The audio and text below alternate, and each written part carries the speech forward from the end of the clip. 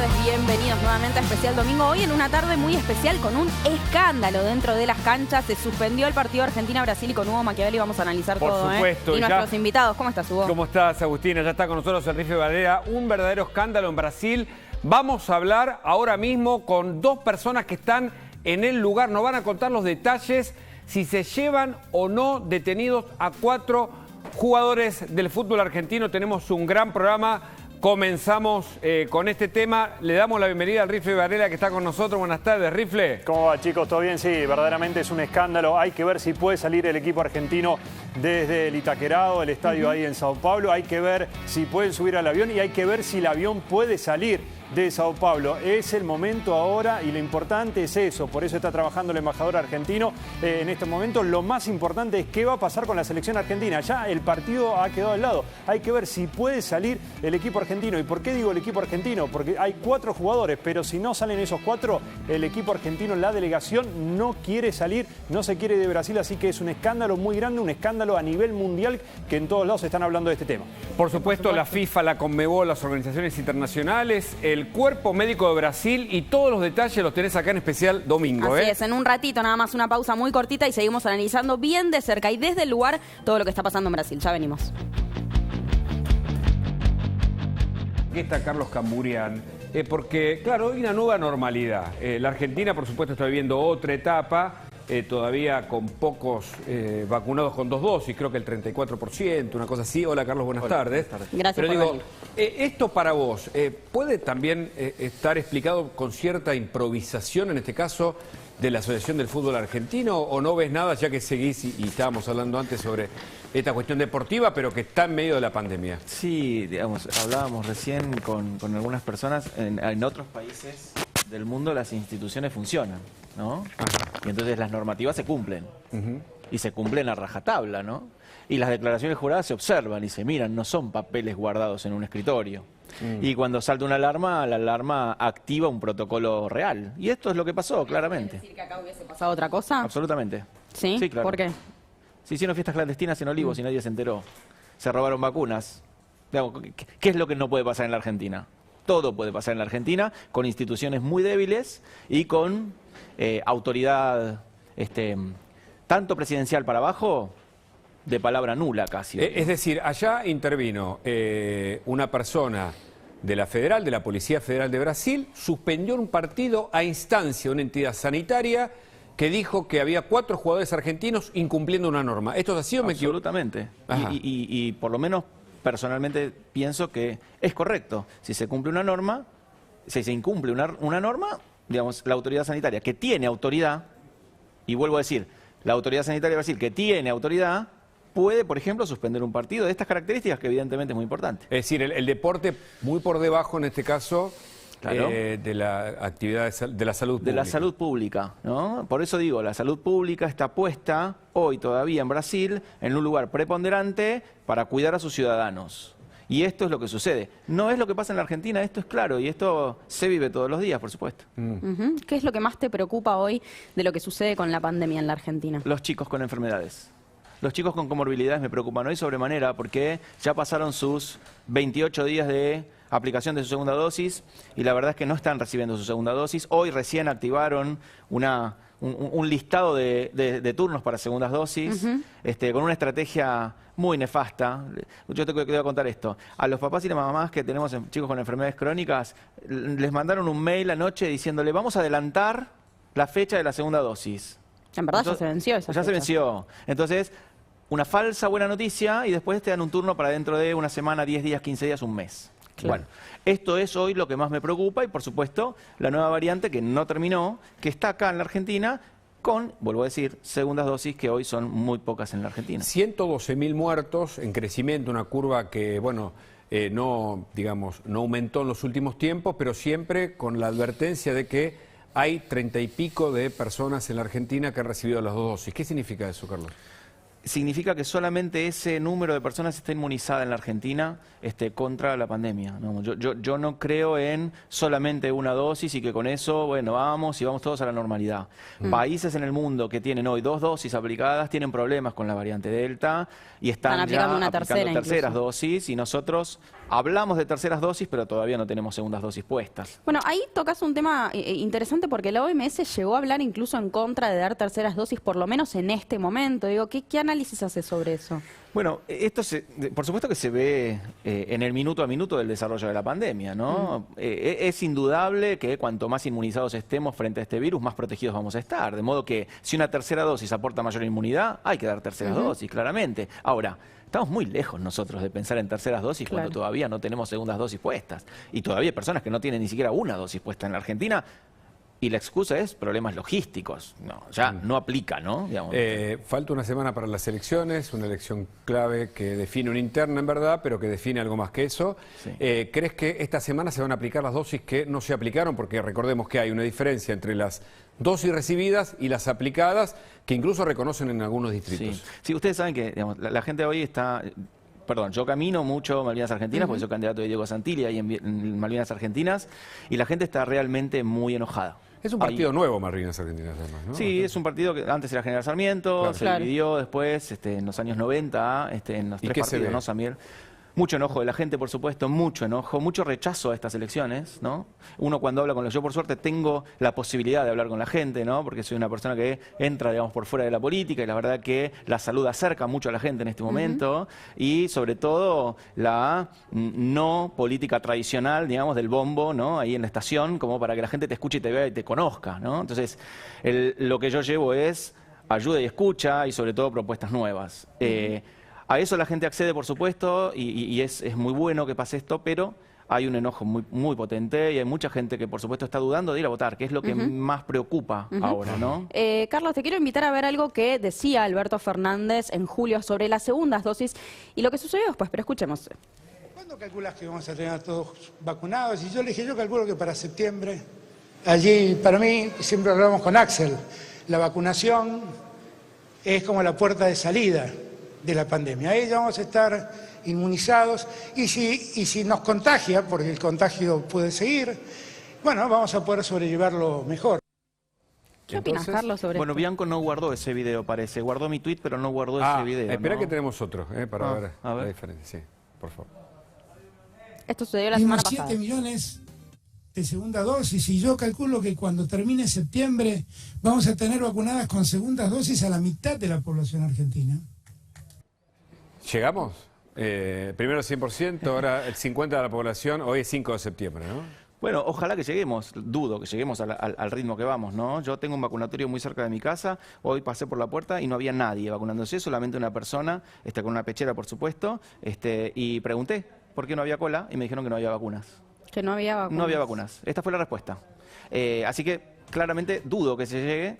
Así que le aviso al señor Bianco que preste atención también a esto que dice su presidente. Aprovecho que mencionaste esto, recién empezaste a decir, se guardaron un tuit mío, tuviste un cruce, de hecho, esta semana. ¿Qué fue lo que pasó? Contanos. No fue un cruce, evidentemente tienen mucho tiempo disponible para ponerse una alarma a ver cuándo uno se equivoca en los tweets. Yo no soy funcionario, digamos, ¿no? Yo puedo tener mi percepción, mi apreciación, puedo equivocarme, y en ese caso, por suerte me equivoqué, ¿eh? Contalo, por suerte por favor. me equivoqué, Claro, explícanos qué fue tu en tuit. su momento, cuando la variante Delta ya empezaba a hacer ruido y la pandemia se ponía fuera de control, no solamente yo, sino inclusive los propios asesores del presidente en cuestiones de salud, pensábamos que agosto iba a ser un mes muy complicado, con muchas internaciones y muchas camas no disponibles, y claramente, durante el transcurso de esta pandemia, si nosotros, los profesionales que por ahí nos ponemos vehementes y tenemos ciertas críticas hacia el manejo de la pandemia, no ponemos sobre la mesa y no exponemos de algún modo, que en nuestro modo son las redes sociales, lo que sucede, nada se movería. O ustedes piensan que hoy tendríamos 17 millones de personas vacunadas con 2 dosis o 40 millones de personas vacunadas con 1 dosis si nosotros no hubiéramos hecho ruido. No, de ninguna manera. Si no hubiéramos hecho ruido, ¿se hubiera sabido lo de Pfizer? De ninguna manera. Si no hubiéramos hecho ruido, ¿saldría la foto de la fiesta de Olivos? De ninguna manera. Así que yo voy a seguir haciendo todo el ruido posible, pero soy yo. Ahora, los funcionarios de este gobierno tienen demasiado tiempo disponible disponible y son muy caros para tener ese tiempo disponible ocupándose de un tuit. Deberían ocuparse de vacunar a los chicos con cáncer, que hoy no tienen su segunda dosis puesta. Deberían ocuparse en ver cómo resuelven muchos temas como inseguridad, como la plata de la gente que no le alcanza, como la salud, sobre todo, el acceso a la salud, pero también deberían ocuparse, sobre todo, de escuchar a la gente que está gritando que necesita ayuda. Breve, antes de despedirte, agradeciéndote el contacto. ¿Crees que esta semana se aumenta la cantidad de vacunación a propósito de las elecciones del domingo o no? Sí, es posible que así sea porque definitivamente la vacunación hoy se maneja a través de encuestas y no a través de estrictamente una cuestión sanitaria. Carlos, muchas gracias. Gracias. Tenemos mucho programa, Agustina. Por Así delante. es, mucho programa por delante, tanda cortita y enseguida seguimos con más especial domingo. Ya venimos. Seguimos en especial domingo. Débora Vasallo, de Padres Organizados, una de las organizaciones que más ruido hizo, o en todo caso que más cuestionó justamente y que más preocupó al gobierno, porque ellos fueron reclamando en el día a día, no solo a través de amparos judiciales, sino el reclamo también en las calles al gobierno por las clases presenciales. Y el martes, atención, después de la marcha de las piedras de ayer, se viene un reclamo en la Casa Rosada. Gracias, Débora, por estar con nosotros. ¿De qué consiste? Muchas gracias a ustedes. La convocatoria que estamos haciendo es a toda la sociedad civil, principalmente a las familias con chicos en edad escolar, para que se acerquen a Plaza de Mayo el día martes a las 6 de la tarde. Ahí está. Ahí estamos viendo el flyer. Perfecto. Y atemos una cinta por cada chico que quedó desvinculado de la escuela durante 2020 a partir de la política del Gobierno Nacional de cierre de las escuelas. ¿Cuántos chicos quedaron desvinculados de la escuela? 1,5 millones de chicos quedaron desvinculados de la escuela. Como para dimensionar, pensemos que ese 1,5 millones representa la mitad de la población de la ciudad de Buenos Aires.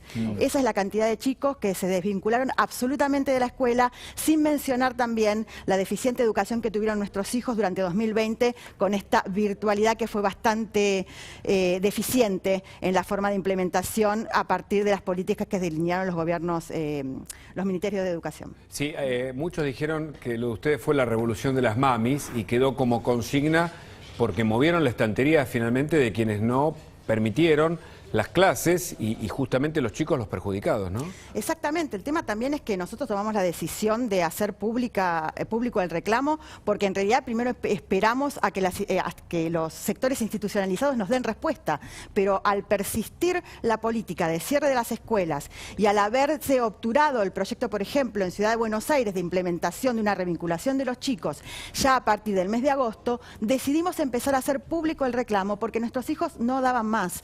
O sea, además de la poca virtualidad que tuvieron, los chicos realmente sufrieron mucho la desvinculación con sus compañeros. Lo que tenemos que entender o dimensionar es que chicos de 8 años, por ejemplo, su vida desde los 3 años fue ir a la escuela todos los días durante el ciclo lectivo. Entonces, romper la cotidianidad de los chicos de una manera tan abrupta y sin ninguna previsión para saber cuándo van a volver es tremendo.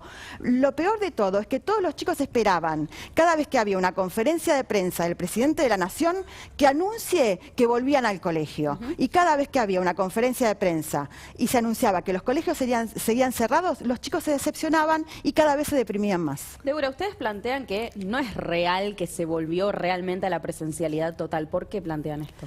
El problema está basado a partir principalmente de las modificaciones que se hicieron en el protocolo del Consejo Federal de Educación. Más allá de que el eslogan sea, en este momento justamente cuando estamos a pocos días de las PASO, que todos los chicos vuelven a la presencialidad, las condiciones que fija el protocolo hace que esto sea incumplible. Primero, una de las 3 condiciones sine qua non que se debe cumplir es la situación óptima de las instalaciones de los colegios. Esto en muchos casos es inviable. ¿Por qué? Porque no se realizaron las obras de infraestructura necesarias durante todo 2020 y esta parte de 2021 para garantizar que las escuelas estén en condiciones. Esto principalmente afecta a los chicos de escuelas públicas. Lo que tenemos que tener en cuenta es que 14 de las 24 provincias tienen entre el 80 y el 90% de los chicos que cursan estudios en escuelas públicas. Por lo tanto, que no se cumpla esta condición impacta muchísimo más en la cantidad de chicos que van a ser afectados. Nosotros fuimos acompañando parte del reclamo de ustedes pero recuerdo que alguna de las integrantes sufrió amenazas en un momento, en un puente, amenazas a través de graffiti y otro tipo de reclamos por parte de quienes ostentan el poder o están alrededor como satélites.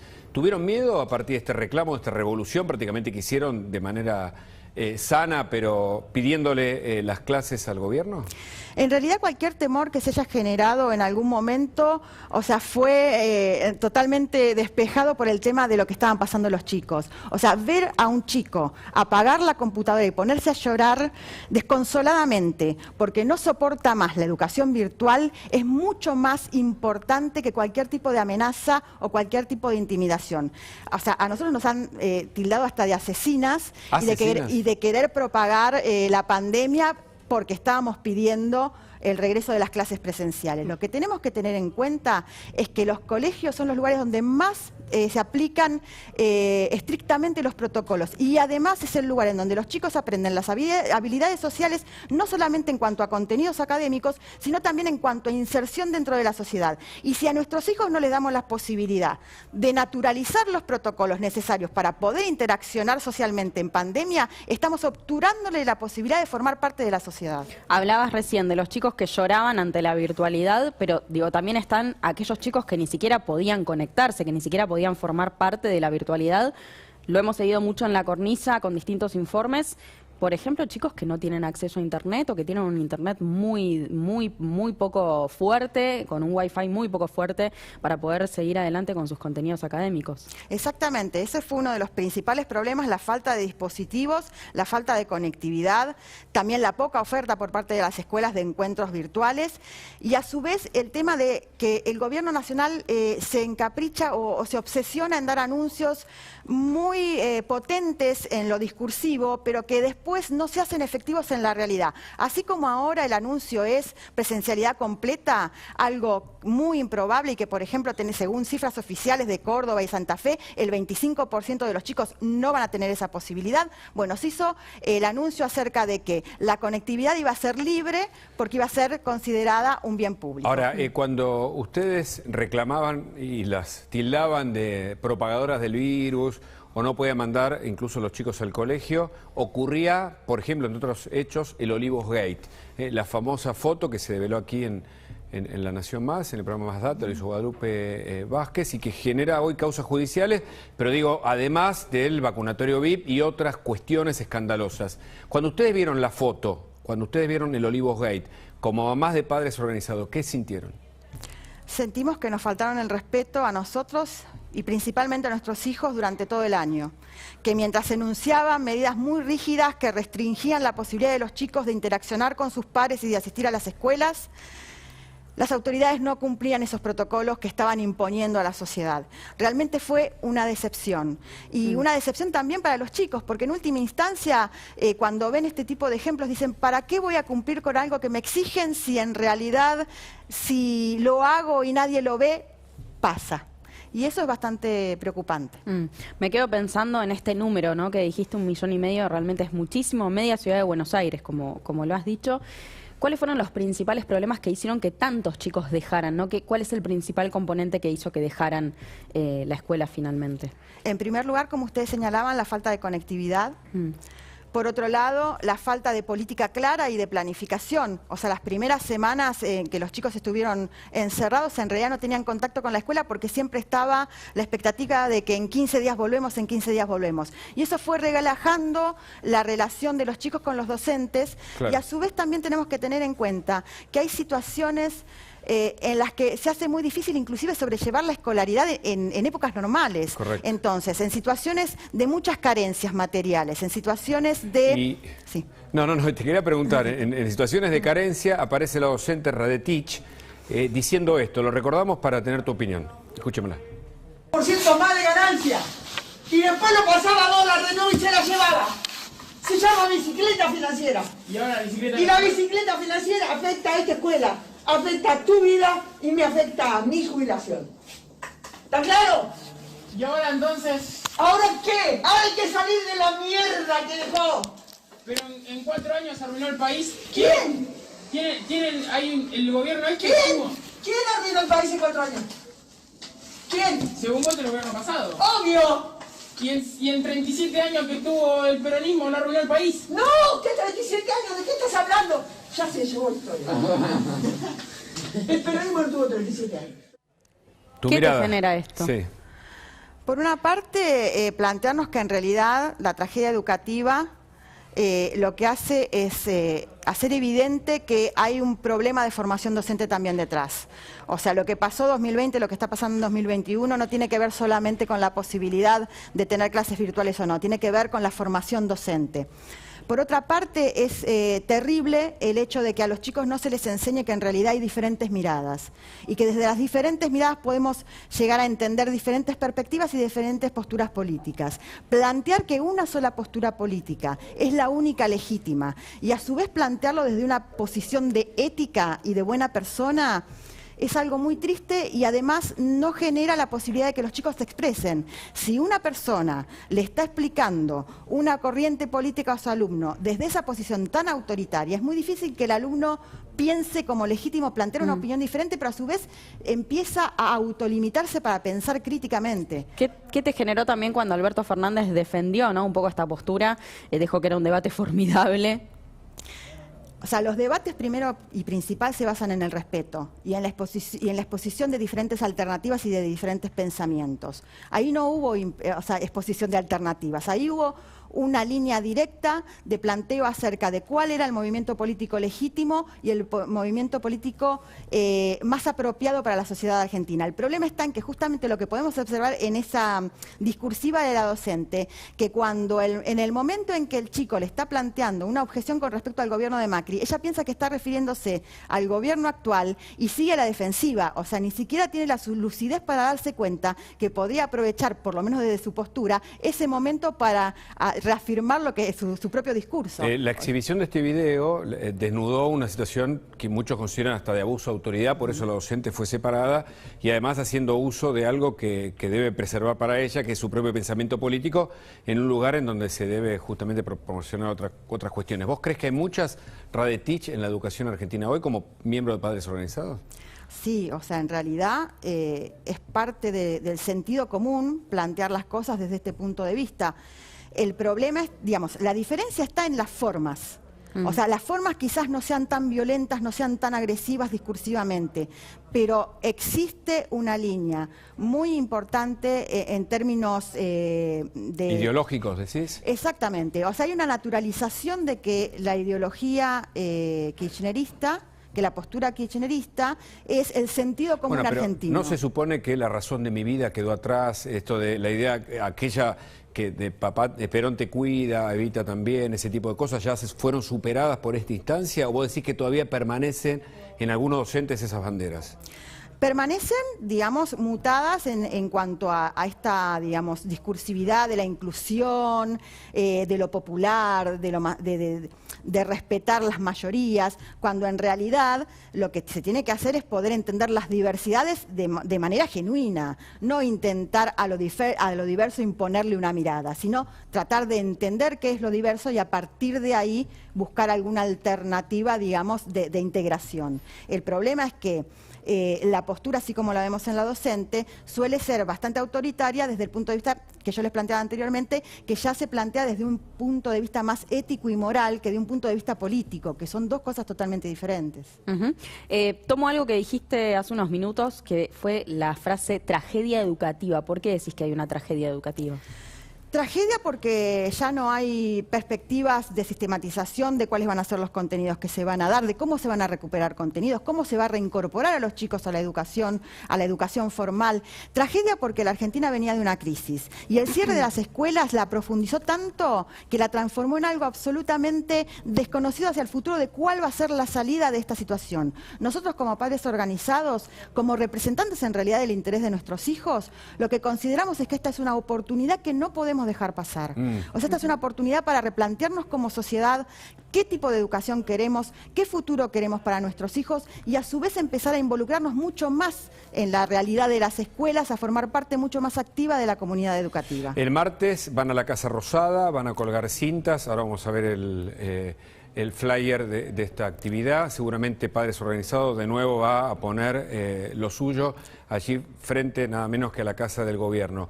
¿Qué te preocupa más? ¿La falta de clases, el abandono de los chicos o el adoctrinamiento en las escuelas? Brevemente. En realidad todo. Todo es muy importante, principalmente el abandono de los chicos de la escuela. Tienen que reinsertarse en la actividad escolar de manera urgente.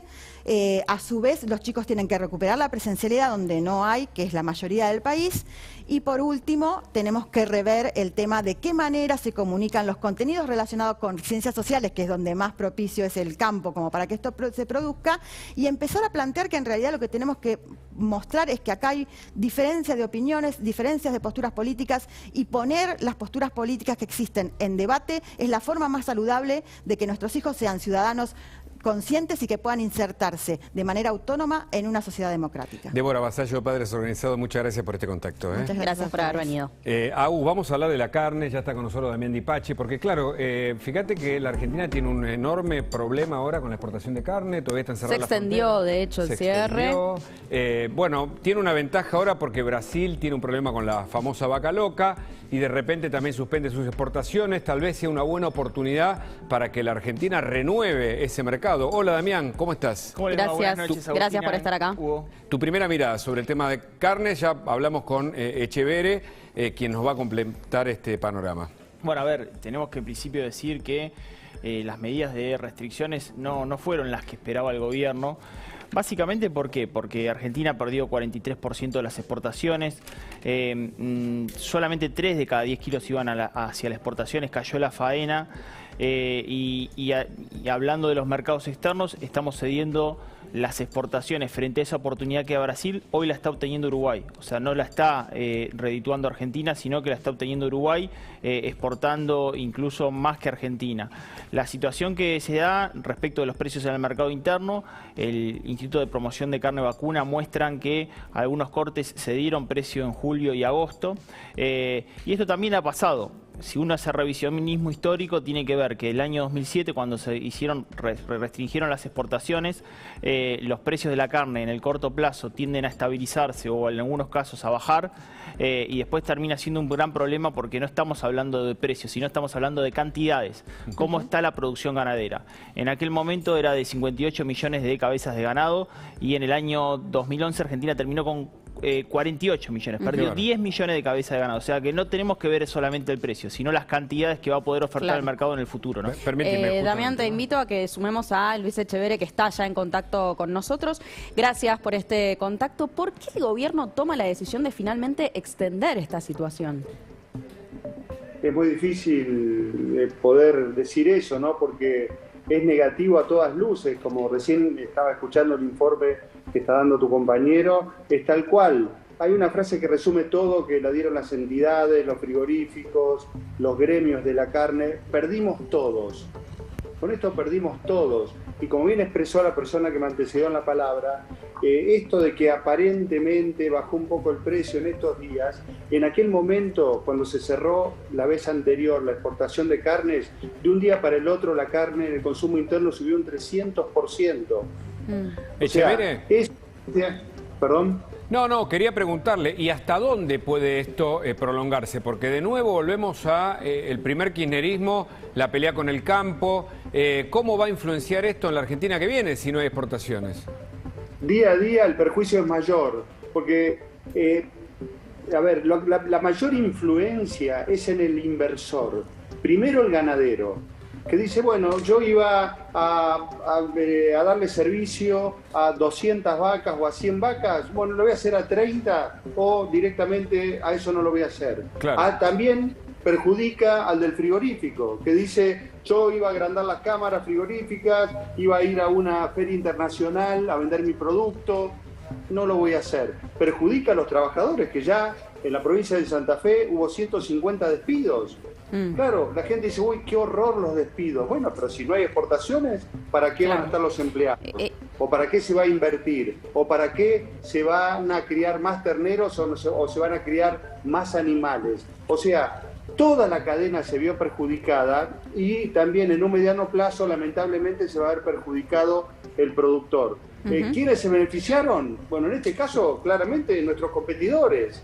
En un momento eran Paraguay, Uruguay, Brasil. Brasil ahora, lamentablemente, detectó casos de vaca loca y se autoexcluyó de la competencia. Así que toda esa demanda de carne la va a abastecer Paraguay y Uruguay en mayor medida. O sea, ¿Cómo afecta eso a la Argentina? Yo quería digamos, incorporar un contenido y también hacer una pregunta a Luis Miguel. En principio, yo lo que quería comentar, que en aquel año, en 2007, Argentina, de acuerdo al salario medio, tenía un consumo. Con ese salario se podían comprar 244 kilos de carne. Ya en el año 2011, al bajar la producción ganadera, ¿en qué terminó? Que con un salario medio podías comprar 166 kilogramos de carne. ¿Qué es lo que estás viendo ahora?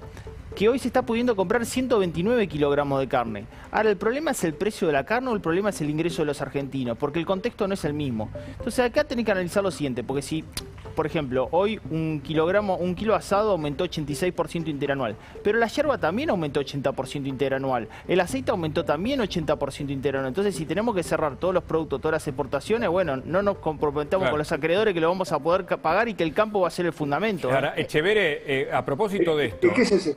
Sí, pero quiero preguntarle, ¿es el golpe a esta famosa generación agroexportadora?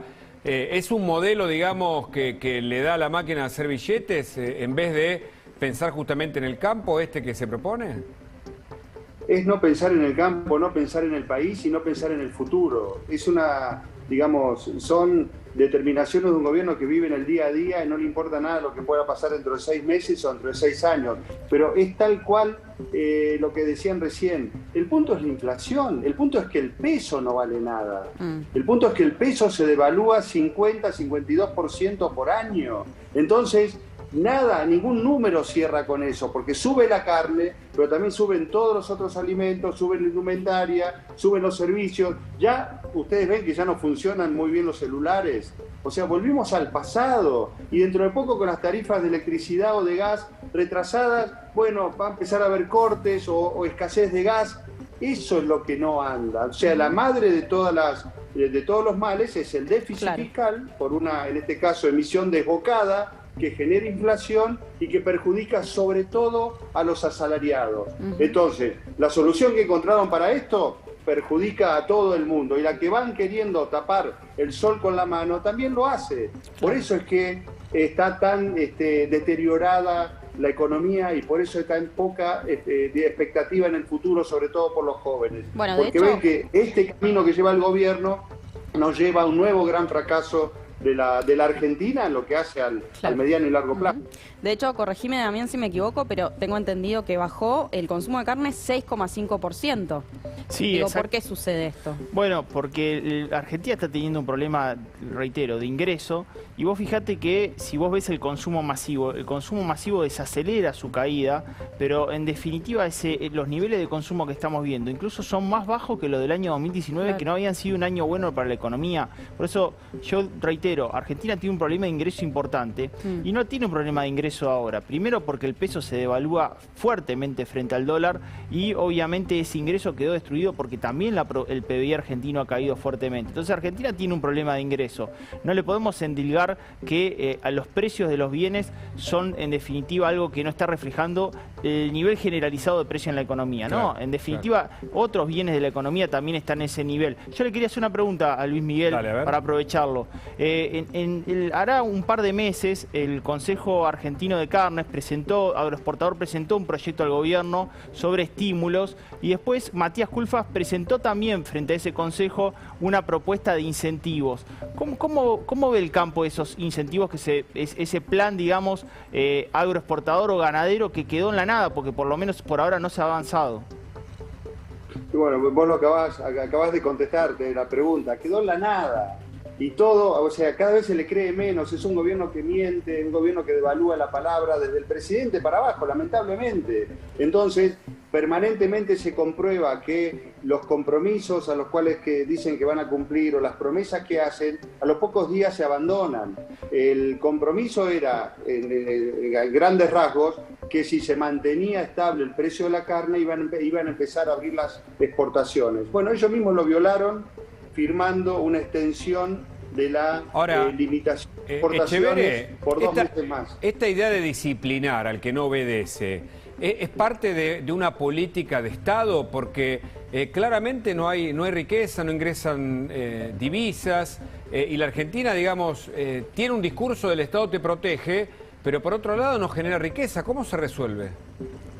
Es un déjà vu de lo que pasó en el periodo anterior del kirchnerismo. Permanentemente, con el látigo, con la billetera, mintiendo, prohibiendo. Bueno, lo vivimos lamentablemente con el tema de las vacunas, ¿no? El vacunatorio VIP al principio, prometiendo que las vacunas iban a llegar, no llegaron nunca, tarde y mal, cuestiones ideológicas para que no ingresaran las vacunas que la Argentina tenía comprometidas porque se hicieron todos los análisis previos o todas las pruebas previas de vacunación. O sea, todas cuestiones que van queriendo tapar una mentira con otra o van queriendo tapar una prohibición con otra y que nos lleva a algo que es muy negativo. Por eso, pero por suerte, no por suerte, sino porque los argentinos nos ganamos la democracia en el año 83 y la mantuvimos todos los argentinos, esto no es mérito de ningún partido. El domingo que viene va a haber elecciones, bueno, habrá pasos, se elegirán los candidatos que van a competir a fin de año, el 14 de noviembre, y ese es el momento de manifestar lo que sentimos, porque en definitiva, productores ganaderos, de frigoríficos, empleados de los frigoríficos, agricultores, productores de fruta, de yerba mate, de limones, bueno, todos van a tener la oportunidad de manifestarse, como por ejemplo se manifestó la provincia de Corrientes el domingo pasado. Bueno, una provincia netamente ganadera, ganó por una diferencia de 50 puntos. Bueno, esa es la magia de la democracia. Son los tiempos de la democracia y la gente va a hacer una calificación de esta gestión, se va a empezar a hacer este domingo que viene. Luis Miguel Echeverri, muchas gracias por el contacto. Muy amable. Gracias por comunicarse. La última, Damián, tiene que ver con esto, ¿no? Con una mirada final, por favor. Nos metemos ya en la política. Está con nosotros Fernando Sánchez, Hernán Reyes. Vamos a hablar con Graciela Ocaña. Sí, por supuesto. Pero una última mirada. ¿Hacia dónde va la Argentina de cara a esta idea de un Estado protector, protegido a través de la emisión de dinero, una inflación descontrolada, desempleo, falta la riqueza? ¿Qué ves? Bueno, veo que las elecciones de medio término no van a modificar rápidamente ese escenario, incluso por más que gane la oposición, porque en definitiva uno no ve un plan en el Ejecutivo de cambio de ese escenario. Entonces yo creo que la elección de medio término define cuál es la voluntad de la sociedad respecto de si se mantiene en esta perspectiva o quiere algún tipo de cambio respecto a lo que se pueda llegar a debatir en el Congreso de la Nación Argentina. Claro. Pero en el corto plazo, desde el Ejecutivo, frente a esa mirada, ¿puede haber un cambio? Lo veo difícil, veo una tensión política interna que dirime decisiones que están encontradas. La propia política dentro del partido oficialista está encontrada. Hoy parece unida, pero recuerden que hace 2 o 3 meses estaba totalmente desunida y fragmentada, a punto tal que lo que sucedía desde el Ejecutivo, que el Martín Guzmán pretendía acercar posiciones con el Fondo Monetario Internacional y se postergaron para después de las elecciones por términos políticos. Hubo problema con el ministro, un llegado como era Basualdo al Ministerio de Energía. Martín Guzmán no pudo tomar la decisión sobre tarifas. O sea, ese escenario se va a revalidar y potenciar después de las elecciones. Bueno, es parte de una tensión interna dentro del propio oficialismo que no creo que se modifique, ¿no? Y hablando de después de las elecciones, ¿qué va a pasar con la inflación después de las elecciones, teniendo en cuenta la cuestión política y también que, bueno, hay cuestiones proselitistas, ¿no?, que se hacen siempre antes de las elecciones que afectan a la economía? ¿Qué va a pasar en el después, no? Sembraste, Agus, todas las condiciones para cosechar más inflación futura. El tipo de cambio hasta julio evolucionó un 15% frente a una inflación del 29%. Las tarifas están congeladas y tenés muchos precios reprimidos. A todo eso le tenés que sumar que el año que viene, evidentemente, el gobierno va a acordar con el Fondo Monetario Internacional y hay que ver a dónde termina el tipo de cambio. El gobierno dice que no va a devaluar. El gobierno dice que no va a devaluar. El mercado piensa que va a devaluar y el tipo de cambio estaría a 123 pesos en el mes de febrero. También, Ipachi, gracias. Siempre es interesantísimo escucharte y tenerte aquí con nosotros, en especial domingo. Bueno, nos metemos en la política. Mauricio Macri, que además se sumó, por supuesto, a la campaña de Juntos o de Cambiemos o de Juntos por el Cambio, habló y generó una cantidad de repercusiones de Máximo, de Massa, de Cafiero. Primero escuchamos a Macri en Córdoba y luego le damos la bienvenida a nuestros invitados. Y si nos encontramos que una mayoría de los argentinos decimos basta, eso va a generar una recuperación de la esperanza, va a haber como un respirar, un aire nuevo el lunes, diciendo, bueno, esto o cambian o se van a ir, ¿no? En el tiempo se van a tener que ir, porque han perdido el apoyo, que es lo que ha pasado en la Argentina, se ha destruido la confianza. Esto de se van a tener que ir. Fernando Sánchez, Hernán Reyes, gracias por estar acá. Ahora vamos a ir escuchando junto con Agustina, por supuesto, las repercusiones de lo que dijo Macri. Pero primero una mirada de ustedes sobre lo que señaló el expresidente. Graciela Ocaña también va a estar en el instante con nosotros también. ¿Voy yo, Fer? Dale. No, me parece que están interpretadas de manera contraria a lo que quiso decir Mauricio. Evidentemente, si la Argentina no cambia, este gobierno no tiene rumbo en términos electorales, en términos absolutamente democráticos. Lo cierto, Hugo, es que hoy, si vos te pones a ver cuáles son los debates que ofrece el oficialismo respecto de la elección que viene, están muy disociados de las preocupaciones de los argentinos. No proponen ni discutir ni salida para los temas importantes, que son la inflación, la inseguridad, que tienen que ver con la falta de expectativas e incertidumbre respecto del futuro cercano. Entonces, me parece que lo que Macri quiere hacer, y no entrar en interpretaciones equivocadas, es decir, hay que cambiar el rumbo de la Argentina, porque seguramente si no van a ser castigados en las urnas. Pero Fernando, ¿la idea de se van está bien? Mirá, el único que decide quién entra y quién se va de un gobierno es la sociedad, y hay una sola forma aceptable, que es a través de las urnas. Esa es la regla. El problema es, un poco como decía Hernán, y también como lo venimos diciendo todos nosotros, no solo Mauricio Macri, es: hermano, no tenés plan para la inflación, no tenés plan para bajar la pobreza, no tenés plan para bajar los impuestos, no tenés plan para reactivar la economía, ¿quién te va a votar? Entonces, es más, perdiste lo que tenías que conservar, que era la palabra. No tienen palabra.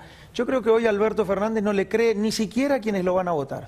Es lo que te digo. Tenemos las repercusiones, ¿no?, de lo que pasó también en el arco opositor. Vamos a ver qué dijo Santiago Cafiero, ¿no?, al respecto a propósito de las palabras de Mauricio Macri. Allí tenemos el tuit. Dijo: el expresidente Macri dijo en Radio Mitre que el gobierno o cambia o se van a tener que ir. Es muy grave que hable de interrumpir un mandato constitucional. Espero que los partidos que compiten en libertad se expresen con firmeza. Defender la democracia es tarea de todos. Hernán, ¿cuál es tu análisis sobre lo que dijo? Otra vez es una distracción sobre los problemas de los argentinos y sobre no hacerse cargo que están gobernando. La Argentina fue la que peor resultados tuvo en términos sanitarios y en cantidad de muertos por millón en una pandemia global, pero que aquí impactó muy mal. La que tuvo mayor caída económica en la región. La Argentina tiene estos problemas que planteaba bien Fernando y que no hay ninguna propuesta de discusión.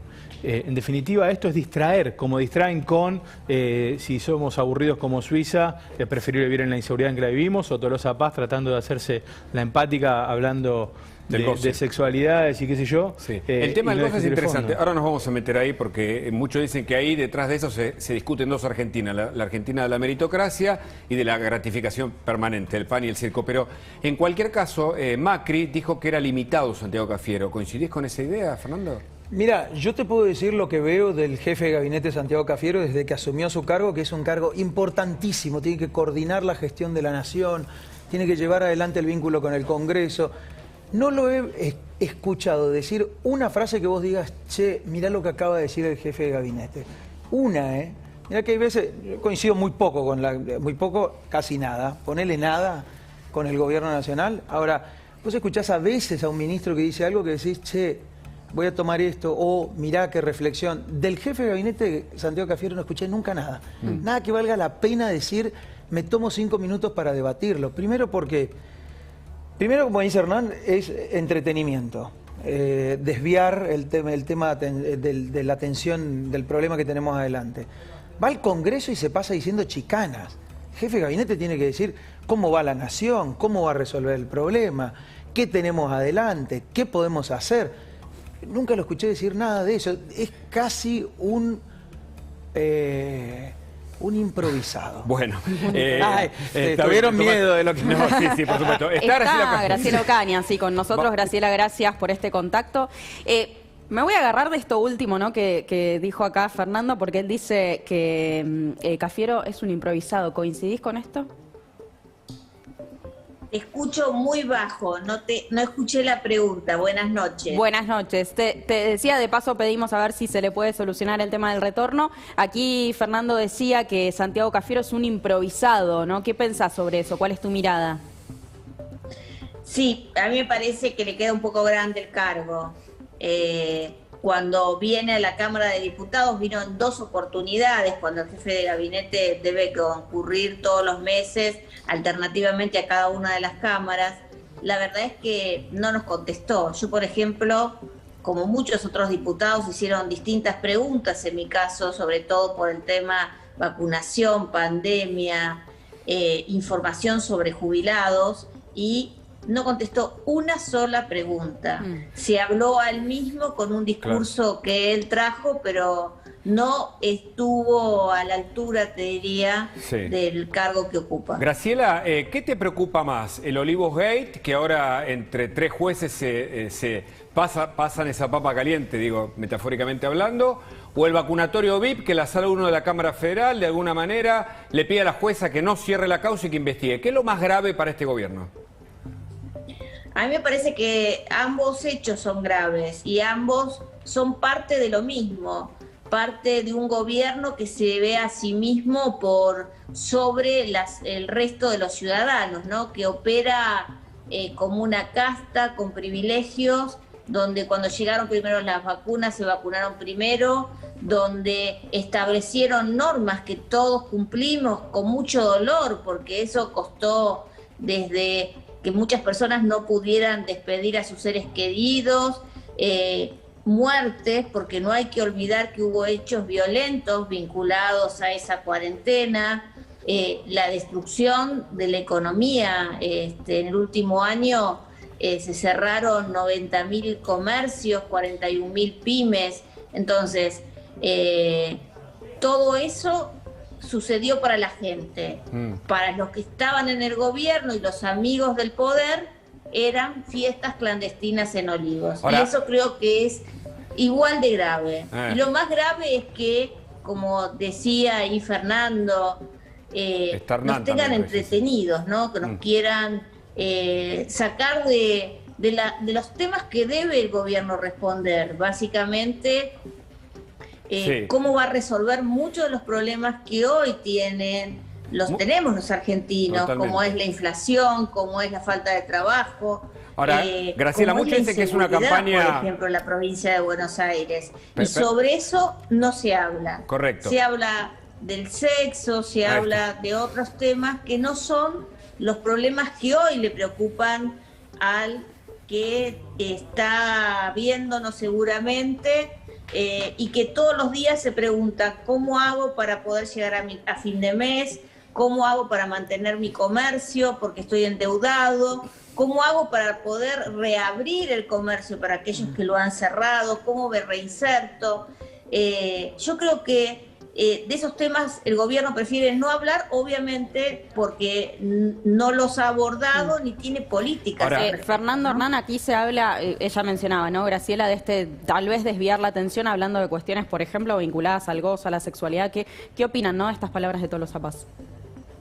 Hernán, primero. Me parece que es una señora grande, perdón, pensé que ibas. Yo tengo 60, y la verdad es que no son los temas que hoy la juventud, para empatizar con el voto joven, la verdad que lo que se tiene que tomar en cuenta son los problemas que tienen los jóvenes, que ven que la única posibilidad que tienen es irse del país, que sienten que no tienen proyectos, que no están formados porque la educación no les ha dado lo necesario para salir al mundo laboral, en muchos casos, que no pueden conseguir trabajo. Claro. Y en vez de discutir estas cosas, estamos discutiendo Hernán, que por supuesto son importantes, pero no son lo central, y creo que la política debe discutir. Yo creo que el gobierno nos trata de entretener para dar una discusión que no quiere dar. Nosotros queremos dar esa discusión, queremos darla en el Congreso, queremos darla en la campaña. ¿Cómo generamos empleo joven? Nosotros tenemos una propuesta, queremos escuchar la que tiene el gobierno. Nosotros proponemos que se subsidie a todas las empresas que contraten jóvenes hasta 35 años, por 5 años, eximiéndolos de las cargas sociales. Bueno, queremos escuchar qué otras propuestas hay. Queremos que los chicos estén en la escuela. Por eso estamos convencidos de que hay que trabajar mucho con la educación, que se establezcan la obligatoriedad de que los chicos estén en la escuela, no como hoy pasa en la provincia de Buenos Aires, donde aún los chicos no tienen todos los días clases. Graciela, permitime que incorpore a Hernán, a Juan Manuel, porque claro, muchos dicen la Argentina se degradó tanto que la campaña es la peor de todas, porque por un lado se habla del goce, pero por el otro lado Vidal también habló del porro, o sea que Fernando, Hernán, brevemente, ¿cuál es la mirada sobre también la comunicación que nos parece ser la más sofisticada del mundo? A ver, yo una cosa que me parece que está en el trasfondo de esto, de las declaraciones de Tolosa Paz y de todo el kirchnerismo, no discutir lo importante. En el fondo, lo que ellos nos están proponiendo es que prestemos conformidad con la realidad que tenemos. Ajá. Es que renunciemos a que podemos vivir en una Argentina mejor. Es, hasta acá estamos, es la cultura de la resignación. Es, los jóvenes, quédate con lo que tenés, cuídalo, ojo con quien venga que te lo puede quitar, y si no te gusta, andate de la Argentina. Entonces, al no debatir los problemas de fondo, al no reconocer que está mal lo que está mal, lo que estamos es quitando de arriba de la mesa la posibilidad de que la Argentina sea distinta. Me parece que ese es un poco el fondo. Perdón. Fernando, vamos. No sé a quién les están hablando cuando hablan de esas cosas. No es porque no existan esos temas y están en la agenda y tienen que estar en la agenda parlamentaria y nadie se va a espantar. Pero no son prioridades, eso pero mira, si no tenés trabajo, no sabés a dónde ir a parar. Si terminaste el secundario, no conseguís trabajo, no sabés a dónde ir a parar. Si estudiaste una carrera, no sabés si vas a poder emprender tu negocio. Si tenés 40 años, no sabés si vas a poder mantener el negocio que tenés. Como decía Graciela, no es solo los que empezaron a abrir para sobrevivir, sino que la Argentina no puede frenarse como está frenada hace años. Tenemos que idear el futuro que vamos a tener. El otro día estábamos en Boedo con María Eugenia y un tipo de edad intermedia decía, yo tengo 2 cafés y doy trabajo con esos 2 cafés y logro plata con esos 2 cafés para vivir. Ahora, yo podría tener 5 cafés, 5 locales.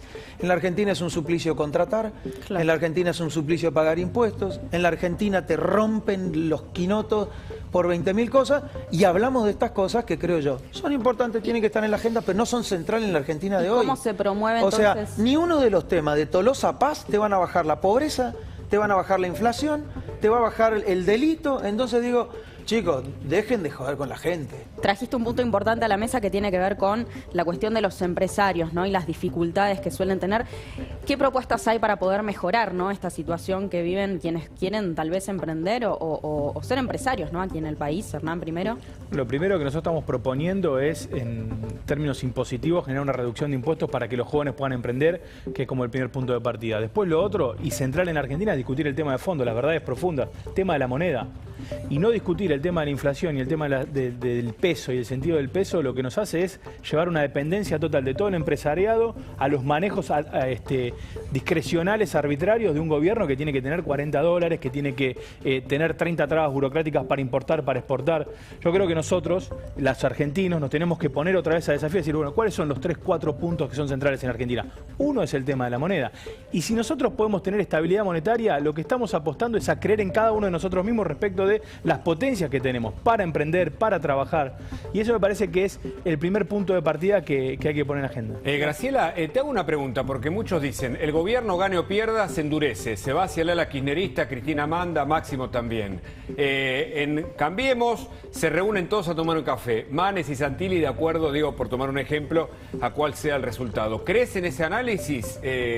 ¿Y cómo ves la elección del domingo? Bueno, es una elección donde se juega mucho en la Argentina, se juega el país que queremos o donde queremos vivir a futuro, si un país con reglas claras, un país donde no se avance sobre las instituciones, se cumpla la Constitución, podamos discutir estas cosas en serio, no discutir trivialidades. A mí me parece que eso es lo que se da. Y la oportunidad de decirle basta al gobierno, de decirle hasta acá llegamos, nosotros queremos cambiar en serio y queremos otra cosa. Y me parece que en eso tiene que ver con los impuestos. Hay que recordar que este gobierno subió 16 de los impuestos existentes y creó 3 nuevos. Este es el gobierno que siempre utiliza las mismas recetas que todos sabemos van a fracasar, porque son recetas que se usaron durante distintas oportunidades y durante el gobierno de Cristina, y no bajó ni la inflación, ni creó empleo, ni trajo riqueza a la Argentina. Entonces, tenemos que hacer un plan productivo de mediano y largo plazo que claramente tenga reglas claras, una moneda estable. A mí me parece que sea previsible, y eso lo tenemos que hacer bajando impuestos, porque no, los empresarios no pueden más. A donde vayas te dicen, nosotros, como contaba Fernando, digamos, podemos tomar una persona más, pero no queremos porque nos da miedo, porque tenemos miedo de emplear y después tener problemas. Entonces, ¿qué Argentina estamos construyendo en donde el que emprende, en donde el que quiere dar trabajo no lo puede hacer? Tenemos que ir hacia Argentina del trabajo, tenemos que reconvertir los planes sociales y que en vez de subsidiar la pobreza, vayamos a subsidiar el trabajo, que es hoy lo que la mayor parte de los argentinos te pide. Entonces, yo creo que lo que se juega en la Argentina es eso, es la posibilidad de cambiar y de ir hacia otra Argentina. Graciela. Creo que es un mensaje al gobierno. Yo digo, si no vamos a votar, por eso es tan importante ir a votar, esa voz, tu voz, no va a estar ni en el Congreso, ni en la legislatura, ni en los consejos deliberantes. Entonces, es importante ir a votar el día 12 y poder decir este mensaje al gobierno. Graciela habla de reconvertir los planes sociales. Fernando, ¿cómo se reconvierten los planes sociales? De distintas formas, ¿no? Primero, ¿sabes que yo creo que el gobierno en realidad tiene una definición clara, que es quiere más pobres porque a los pobres los usa? Es decir, yo creo que la gente no es tonta y que se va a defender y que se sabe defender. La imagen más clara es la de los chicos frente a la maestra autoritaria en La Matanza. Digo, la Argentina va a reaccionar, tiene que reaccionar. Pero la definición del gobierno es que quiere a la gente sin educación, en la pobreza, para poder usarlo, odiando a la clase media. Esa es la definición. Vos me preguntabas cómo se sale. Muy fácil. Poné a la Argentina a rodar, sacale la pata de encima, emprendedores, no emprendedores, empresas chicas y empresas grandes. Dejemos de enfrentar a la gente. El empleo va a levantar y los planes sociales van a bajar. Ahora, Hernán, permíteme... Van a bajar. Nadie quiere vivir de un plan social. Bueno, eso habría que ver, porque, insisto, hay sectores en donde la gente aparece vinculado, votando a un sistema que le alcanza los planes, porque el otro... Porque no tiene horizonte. Bueno, pero porque el otro tal vez no le dé nada. Y a propósito de eso, más allá de la polarización, hay un sector de la juventud que se incorpora a estas elecciones, se lo quiero preguntar a Hernán, que es joven todavía, que dicen que va a votar a los Aullardes de la política, ¿no? Los jóvenes menores de 30 años que están votando al rockstar Milei, por poner rápidamente la definición. ¿Cómo seducir a los desencantados de la política, a los nuevos jóvenes sobre todo? Sí, invitarlos a pensar. Hay muchos jóvenes que están en Cambiemos, en Juntos por el Cambio, y la verdad que ya no es monopolio del kirchnerismo la juventud, cosa que hace unos años parecía ser una contradicción, ser joven y no ser kirchnerista. Hoy hay una rebelión total en los jóvenes y desde Juntos por el Cambio estamos sumando una cantidad de pibes enormes en toda la ciudad y en todo el país. Con lo cual, para desmitificar un poco eso. Respecto de los jóvenes, yo creo que hay que invitarlos a pensar el fondo de la cuestión. Yo con Milei hay ideas que tiene que no comparto, sus modos no me parecen que sean productivos para la Argentina y quiero llamar la atención en algo, no nos distraigamos. Mirá, nosotros necesitamos fortalecer la alternativa al kirchnerismo. Necesitamos fortalecerla en dos sentidos. En la Cámara de Diputados, con Fernando, 120 diputados, resistiendo contra la avanzada. Y ahí necesitamos un bloque fuerte. No necesitamos gente suelta, necesitamos cohesión, coordinación y experiencia. Nosotros venimos construyendo la alternativa al kirchnerismo hace muchos años. De hecho, pudimos gobernar la Argentina. Y otro caso es para la ciudad de Buenos Aires. No se crean los buenos modales de Santoro. Cuando ustedes ven a Goyán, cuando ustedes ven a Alberto Fernández, a Cristina o a Kicillof atacando a la ciudad, ¿eso derrama en la legislatura? Y en la legislatura ni Santoro ni el Frente de Todos nos ayudó en nada, patearon en contra. Con lo cual es importante también fortalecer la lista de María Eugenia de Vidal, porque hay que fortalecer el bloque de legisladores para sostener el gobierno de la ciudad. Y eso es en esta lista, no es en otra. Habla justamente de la Ciudad de Buenos Aires. ¿Qué extrapolarías de la Ciudad de Buenos Aires a la Nación? ¿Qué cosas que se hicieron en la ciudad podrían hacerse en Nación? Bueno, yo creo que si hay un futuro para construir hay que encontrar certezas en nosotros mismos. Y yo creo que la ciudad, toda la comunidad, todos los porteños y las porteñas, tenemos certezas. Nosotros pudimos vacunar honestamente. Nosotros pudimos ser eficientes en el sistema de testeo.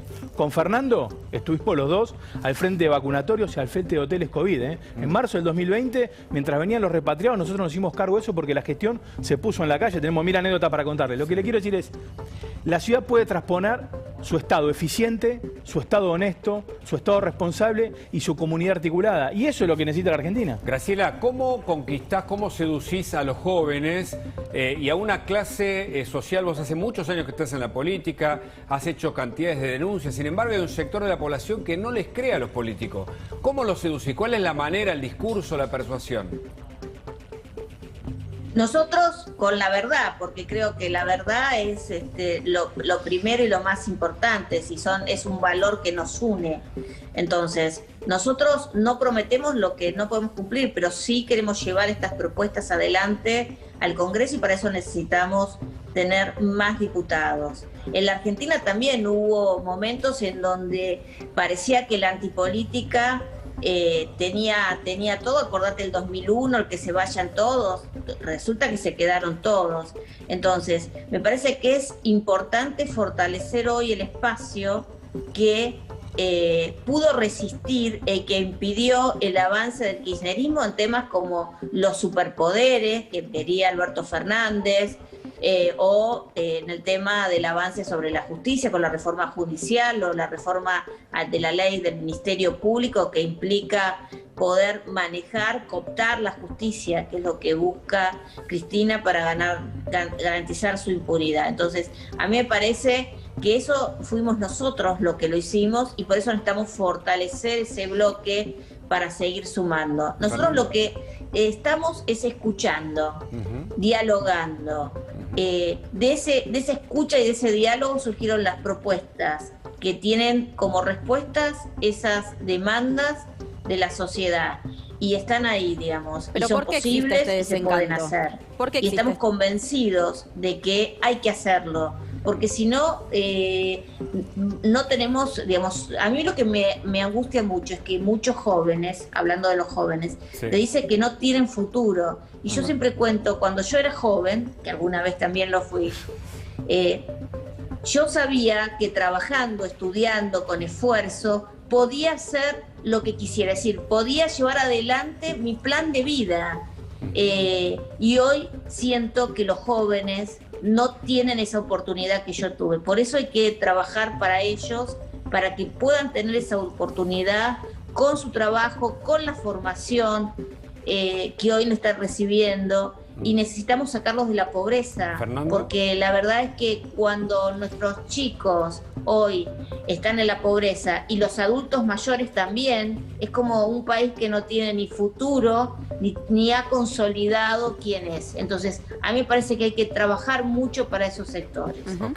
Graciela, Hernán, Fernando, muchísimas gracias por este contacto con nosotros. Gracias, Graciela, por el contacto vía Zoom y a ustedes gracias por haber venido aquí. Muchas gracias. Y bueno, y ahora aprovechamos para saludar a Luis Majul, que ya está aquí en el piso para darle inicio a este pase entre el especial domingo y la cornisa. Luis, buenas noches, ¿cómo estás? Buenas noches, ¿cómo van? ¿Bien? Bien, muy bien. Quiero hacer un llamado de atención a quienes nos están mirando, ¿no? Y bueno, a quienes estén mirando y no les digan, y para que les digan a los que están haciendo otra cosa. Falta una semana para las elecciones. ¡Ey! Argentinos, falta una semana para las elecciones. ¿Están cansados? Yo también estoy cansado. ¿Están hartos? Sí. ¿Se sintieron encerrados durante más de un año? Largo, insoportable. ¿Tienen la cabeza un poco rota, como todos nosotros? Sí. Ahora, el domingo que viene hay que ir a votar, ¿eh? Hay que ir a votar. No les den la oportunidad a los que se están sirviendo de esto para que sigan atropellándonos, ¿eh? Es muy importante que pensemos todos en eso. Todos estamos cansados, todos estamos hartos. Estamos cansados de los abusos, del maltrato, de la negación de este gobierno que todavía cree que vive en Disneylandia. Si a ustedes no les parece mal, en este pase que va a ser muy, muy interesante, vamos a compartir con Pola Olaxiarac, que acaba de escribir una nota exquisita. Buenísima. En La Nación. Espectacular. Después me van a poner, por favor, el título, que tiene que ver con el bajo nivel de la campaña. Ahí está. Imposible de callar. Alberto Golosa Paz, o la decadencia del goce peronista, que implica la fiesta del presidente, que se volvió un símbolo porque capta la distancia abismal entre la oligarquía peronista, escucha bien, oligarquía peronista y los ciudadanos. Vamos a hablar con ella, está desde Barcelona. Es tarde en Barcelona, pero nos esperó para compartir un mano a mano. Vamos a hablar con Florencia Arieto, vamos a hablar con Mariela Arias, porque en Santa Cruz están pasando cosas inquietantes. Sí. Y nosotros no vamos a desfigurar o manipular la información, pero queremos saber por qué el 22 de mayo desapareció una persona que es la expareja del tío del administrador de los bienes y los inmuebles de la familia Kirchner. Lo queremos saber. Y por eso vamos a hablar con Mariela Arias. Pero a mí me gustaría llamar la atención, Agustina y Hugo, para que nos despertemos. Y también a mis colegas, a mis colegas que juegan, ¿no? Así como te digo una cosa, te digo la otra. No, cuando la información es falsa o cuando la están manipulando, hay que señalarla. Hoy me levanté temprano, como siempre, y empecé a leer los medios. Y en uno de esos medios leí una columna del presidente Alberto Fernández. ¡Wow! ¡Wow! Cuando la terminé de leer, pensé, ¿vive en Argentilandia, como diría Carlos Roberts? ¿Vive en una especie de Disneylandia de ficción? Y si vive en una especie de Disneylandia de ficción, ¿pretende que nosotros nos callemos la boca y digamos, sí, señor presidente, tiene razón, todo lo que usted dice es verdad? ¿O es el momento de pararse definitivamente y decir, no manipulen más los datos, no mientan más, no nos vendan más cosas que no existen? Dentro de una semana hay elecciones y yo sé que vos estás cansado y cansada. Y yo sé que preferirías, no sé, no ir a votar o votar en blanco. Pero no votar o votar en blanco es ayudar a la gente que vos decís que te tiene recontra repodrido y que no aguantas más. Eso es. Yo sé que la democracia es así y que es imperfecta, pero es momento de comprenderlo, Porque la verdad, lo voy a comentar a partir de las 8:30 en mi editorial en La Cornisa, hicieron todo mal, casi todo, poquitito, hicieron todo mal. Y quieren echarle la culpa de todo a Macri. Poquitito a la pandemia y otro poquitito a Macri. Hicieron todo mal. Y quieren echarle la culpa de todo, de casi todo, a Macri. Repasamos, Agustina y Hugo, estas afirmaciones del presidente que son motivo de discusión, de estupor en gran parte de la República Argentina. Por favor. Vamos, ayúdame, Hugo, por favor. Dale, desde que asumimos, solo contamos con 99 días de normalidad sanitaria. El resto fue básicamente poner de pie un sistema de salud abandonado y enfrentar los contagios de un virus desconocido. Esto decía Alberto Fernández en la nota. Bueno, primero, chocolate por la noticia, presidente. La pandemia no es made in Argentina. No vino el bichito, se metió en la Argentina y entonces nos desbarajustó la vida a todos. Sucedió en todo el mundo. Ahora, el mundo al que usted, señor presidente, con el que usted se comparaba, ni me quiero... Hoy estuve revisando, todo el fin de semana estuve revisando materiales, cuando con las filminas Argentina nos comparaba con Suecia y decía que estábamos mejor, con Chile, chocolate por la noticia, presidente. 99 días después de que asumió, nos tocó la pandemia, al mundo le tocó la pandemia. Pero perdón, 99 días antes usted no había hecho nada. O había hecho algunas cosas, sí. La vicepresidenta se había plantado frente a jueces de la nación y les había faltado el respeto. Y usted dijo, qué bien, muy bien, si estaba enojada. Y usted decía que venía a terminar con la grieta. Ah, ¿qué otra cosa hizo? El primer ajuste a los jubilados. ¿Se acuerdan las toneladas de piedra que tiraron por el cambio de fórmula de Macri? Sí, bueno, claro. Peor todavía. Eso hizo durante 99 días. Pero sigamos compartiendo, si quieren, Dale. La Argentinlandia o la Disneylandia de Alberto Fernández. La siguiente dice, enfrentar la pandemia vivida en un contexto negativo generado por el... A ver, se nos fue. Ahí está. Generado por el estrepitoso fracaso del gobierno que nos precedió, debe ser razón suficiente para explicar tanta incertidumbre. Perdón. Por supuesto que este gobierno recibió una situación económica compleja. Pero en el medio de la situación económica compleja, yo vi los spots de campaña. Iban a volver por la felicidad. La heladera, ¿te acordás? La heladera, el asado. Iban a solucionar el problema de la deuda externa. Solucionaron una partecita. Y ahora tenemos una bola de nieve, que son las LELIQs. Lo empezamos a decir ahora, porque la palabra de Dix a vos quizás no significa nada. Es una bola de nieve que se va a convertir en una bomba de tiempo. Y un día no le va a explotar en la cara a Alberto Fernández, ni a Cristina Fernández, ni a Máximo Kirchner, ni a Axel Kicillof, ni a Sergio Massa. Nos va a explotar a todos los argentinos, a nosotros, en la cara, como explotó cada crisis financiera, de mercado, de tipo de cambio o económica. No hizo absolutamente nada en los 99 días que usted gobernó sin pandemia, señor presidente. Pero el señor presidente hoy escribió un artículo en un medio de comunicación y siguió hablándonos a todos los argentinos como si fuésemos, no sé, paracaidistas polacos que recién llegamos a este país. Mirá. Espectadores. Cuando este año culmine, Argentina habrá crecido más del 7%. Y seguirá creciendo en los años posteriores. La inversión ha aumentado más de un 14% respecto de 2019. Esto decía hoy Alberto Fernández. Bueno, a ver, ya hay que terminar. A mí lo que no me gusta, me encanta discutir argumentos, datos. Lo que no me gusta es que me manipulen las cifras. La inversión creció un poco más. No sé si va a llegar al 14, tengo mis dudas. Ahora, desde el lugar como dicen, el rebote del gato muerto. El crecimiento, habría que ver si es del 7%. Es después de un crecimiento, de un decrecimiento, una caída, claro, que fue la peor desde 2001. Y le empató. Le empató por un poquito menos. En 2001 creo que se cayó el 10%. Y el año pasado se cayó el 9.9%. ¿Y saben cuáles son los datos, señor presidente? Los datos reales.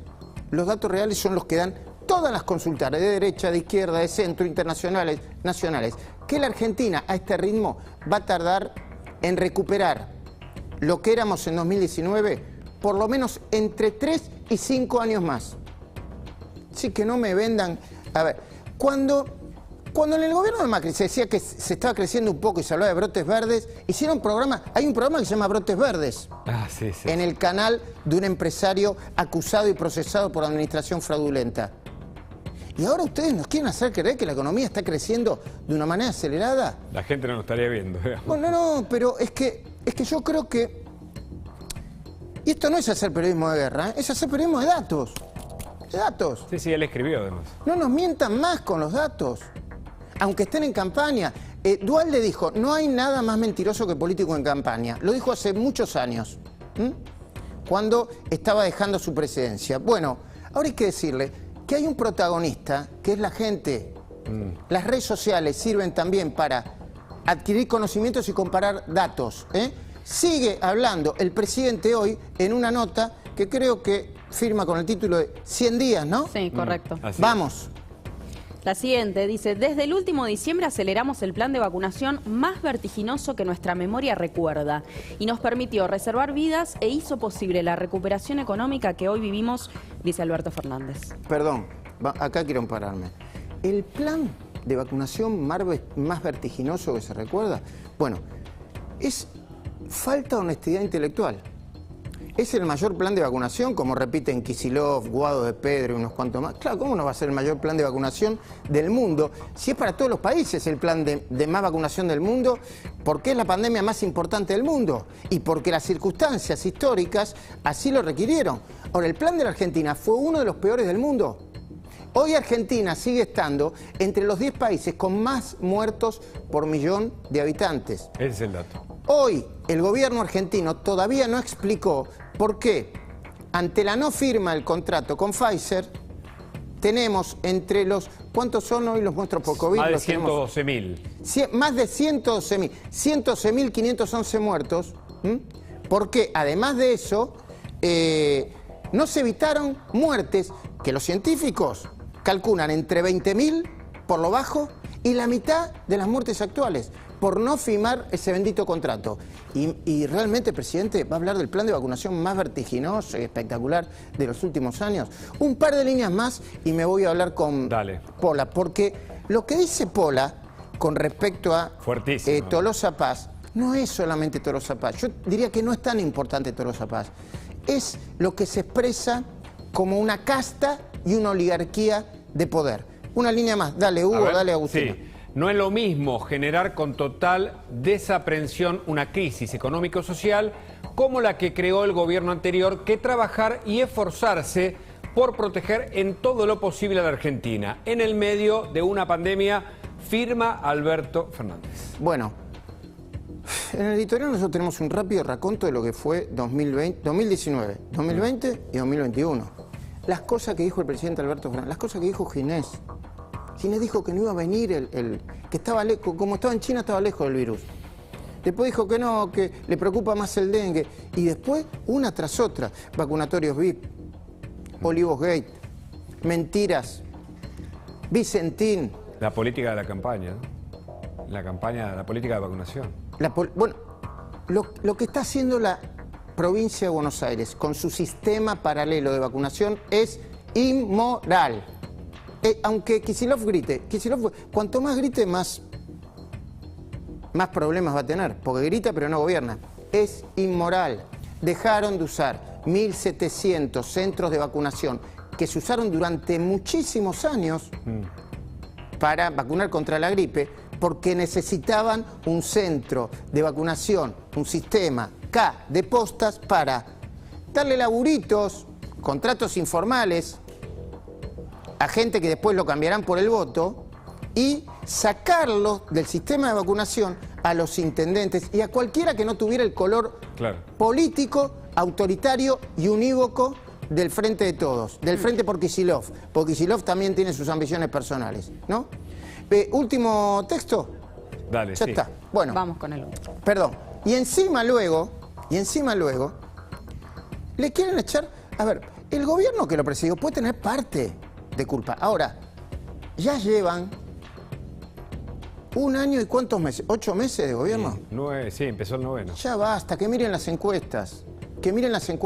Ya no va más echarle la culpa al gobierno anterior. El pero Macri no va más. O va para los memes. Después vamos a poner unos cuantos pero Macri. Creo que saludamos, si no le parece mal, chicos, a Pola Olaxiarac, en Barcelona ella, Pola, Agustina, Hugo Machiavelli, Agustina Girón, Hugo Machiavelli, Luis Majul te saludan. Bueno, ¿cómo estás? ¿Por qué elegiste el título que elegiste para tu nota de hoy en La Nación que generó tanto impacto, no? Bueno, venía observando que la campaña había empezado a utilizar la palabra goce, la utilizaba Leandro Santoro, tenemos que volver al goce, parecía que tenía como un ring un poco psicoanalítico o filo Villafroy, digamos, y me pareció que cuando Tolosa Paz hizo esas declaraciones espontáneas, ahí como en relación a esta cosa que llamamos como teorema del Garche, ¿no? Que en el... ¿Cómo? Como ¿Qué asociando... ¿Teorema del qué? Bueno, yo lo llamo en la nota teorema del Garche. La idea de Tolosa Paz busca asociar la idea de la potencia sexual o una mística de la potencia sexual a su partido. Entonces tenía ganas de hacer como una especie de historia del goce peronista y observar un poco cómo había funcionado. Me parece que el caso de Alberto es muy diferente al de Menem, donde vos tenés un soberano que como de alguna manera se iguala en su fiesta como al ciudadano, ¿no? Como la de la fiesta menemista, ¿no? La clase media que viaja, que de pronto tiene oportunidades, etcétera. Y en cambio, lo que vos ves en la fiesta de Alberto es todo lo contrario. ¿Ves? Perdón, Pola, perdón, y ahora los dejo a mis compañeros. Que entiendo cuando leí la nota que vos asimilabas el 1 a 1 y la pizza con champán a una idea de que Menem podía disfrutar, pero de alguna manera una buena parte de la sociedad también disfrutaba, como diría el peronismo, a su medida y armoniosamente con Menem. Exactamente, digamos, está esa idea, digamos, como de que es una fiesta compartida de alguna manera entre el soberano y los ciudadanos, fantasiosa si querés, pero como de alguna forma este 1 a 1 como implicaba esta igualdad entre uno que se divierte y otros que también se divierten, porque justamente el pueblo podía acceder a la libertad. El problema es que lo que retrata la foto del festejo de Fabiola y lo que vemos como con la cuestión del vacunatorio VIP, etcétera, es que por un lado hay una campaña acérrima en contra de la libertad de los ciudadanos y luego empezamos a ver cómo era totalmente normal la absoluta libertad y tranquilidad con la que se manejaba el poder y la oligarquía reinante. Tu nota es buenísima, a mí me encantó, pero quería preguntarte, porque no lo mencionás, si ves algún rasgo feudal. Vos hablás de esta oligarquía peronista, pero ¿hay ahí algún rasgo del feudalismo, digo, ya que es historia, o no? Pensando en Infran, incluso en otros ejemplos.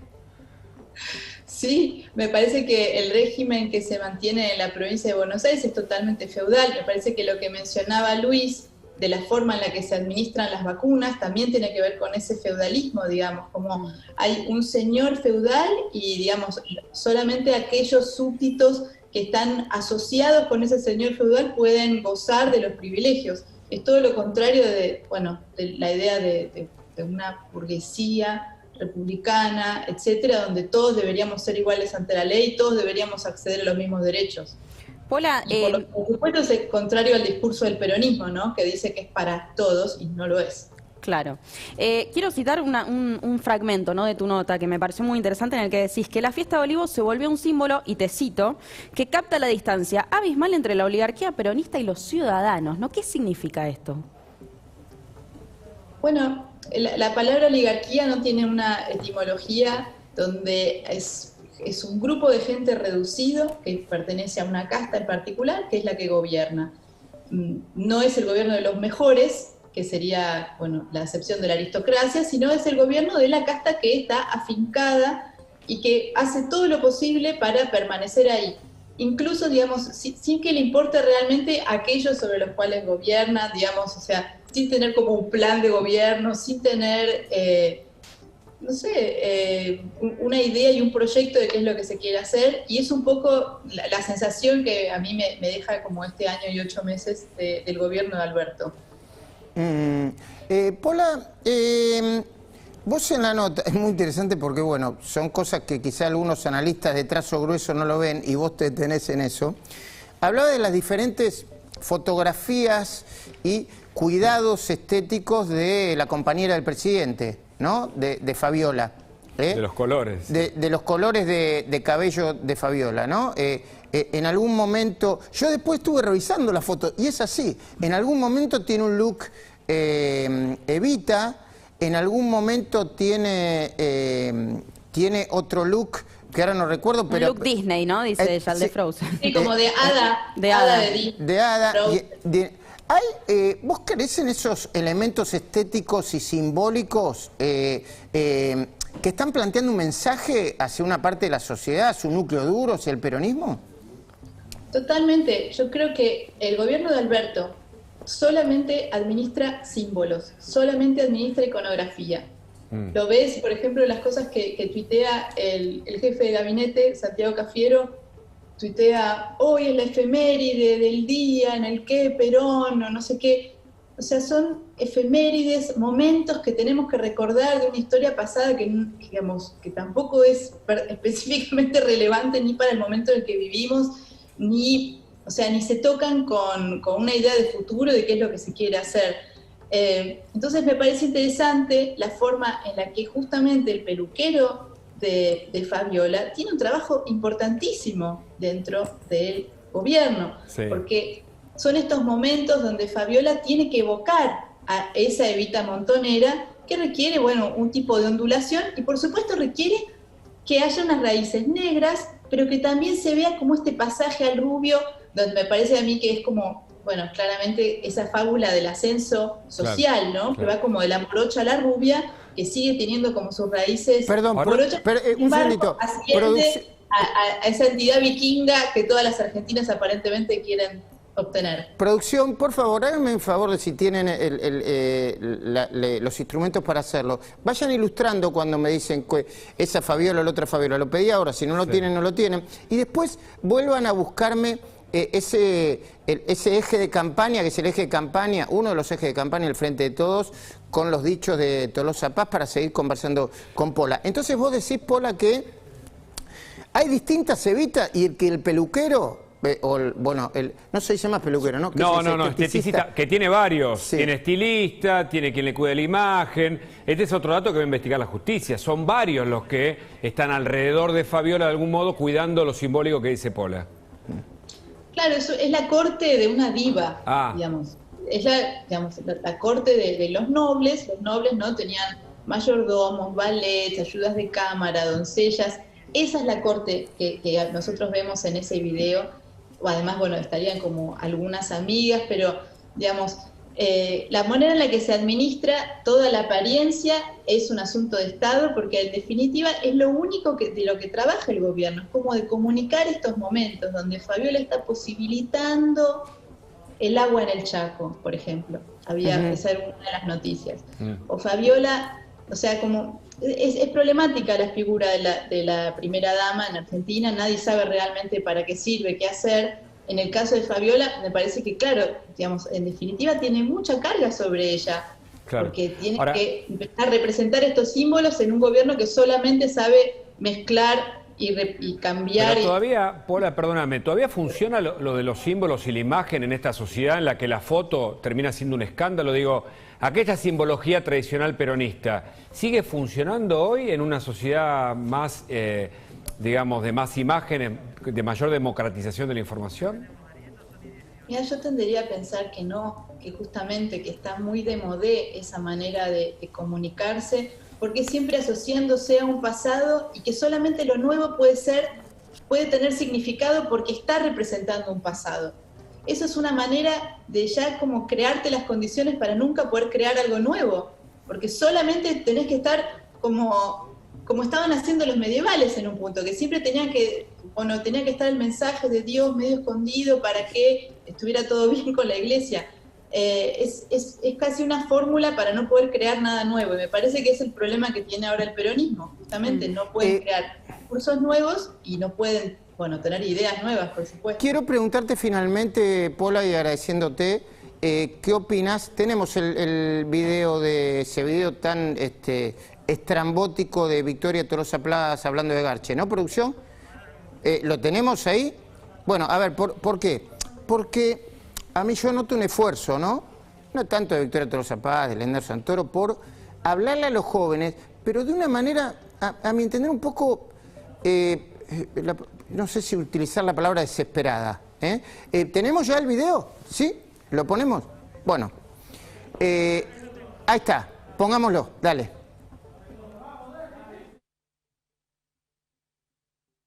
Que en la primavera los pibes que están mirando, que están desesperados porque están hartos de los aforos. Están desesperados. Están hartos, quieren bailar, ¿viste? Y no sé. Quieren coger también. La gente quiere coger. La gente quiere coger. Es así, Victoria. ¿Cuándo se va a volver a coger por favor, no coge nadie en el país. Es tremendo porque el peronismo siempre se garchó, perdón. Sí, el peronismo es garchado. Bueno, ya tenemos el título. Bueno, mañana Clarín. En el peronismo se garcha. Tenemos campaña. ¡Somos país! Con el peronismo se garcha, se distribuye y se vive. Una última reflexión, Pola. Me gusta lo que dice al final porque parece lo de Alfonsín, como con la democracia se come, se educa, etcétera. Y en este caso, claro, es con qué, con la desnudez. ¿Con la desnudez de qué vendría a ser el sexo? Eso me parece que desnuda un poco como la falta total de ideas. Pola, gracias por el tiempo. Sé que te quedaste en Barcelona, es tarde, pero te felicitamos por la nota y nos parece muy interesante para reflexionar y analizar, ¿sí? Muchas gracias. Gracias, Pola. Bueno, muchísima tela para cortar. Saludamos a Florencia Arieto, queríamos hablar con ella. Atención, Mariela Arias está también con nosotros, ¿no? Sí. Díganle a Mariela, por favor, que vamos a hablar con ella sobre las versiones inquietantes que hay en la provincia de Santa Cruz dentro de un ratito, ¿sabes? Cuando pongamos el informe de Luis Gasulla, porque hay muchas novedades sobre el tema. Sí. Saludamos a Florencia Arieto. Florencia, buenas noches. Hola, Florencia. Hola, buenas noches, ¿cómo les va? Bien, yo quería hablar de esto con vos, porque, a ver, todos ustedes vimos el video de la madre de Randazzo, ¿no? Lo vimos todos. Sí. No es necesario ponerlo acá. Hola, mamá, ¿cómo...?